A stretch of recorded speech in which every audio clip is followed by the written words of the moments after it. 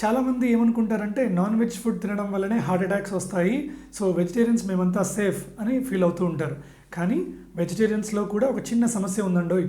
అదేంటంటే వెజిటేరియన్స్కి pure veg food తినే వాళ్ళకి B12 డెఫిషియన్సీ వల్ల హోమోసిస్టిన్ అనే ఒక మాలిక్యూల్ బాడీలో పెరగడం వల్ల ఈ హోమోసిస్టిన్ అనేది గుండె రక్తనాళాలు మరియు మెదడు రక్తనాళాల్లో అథెరోస్క్లిరోసిస్ అంటే కొవ్వు చేరుకోవడానికి దోహదపడుతుంది. తిన్న ఫుడ్లో నార్మల్ కొవ్వు శాతం ఉన్న ఈ హోమోసిస్టిన్ వల్ల రక్తనాళాలు డ్యామేజ్ అయ్యి కొలెస్ట్రాల్ చేరుకునే అవకాశం ఉంటుంది.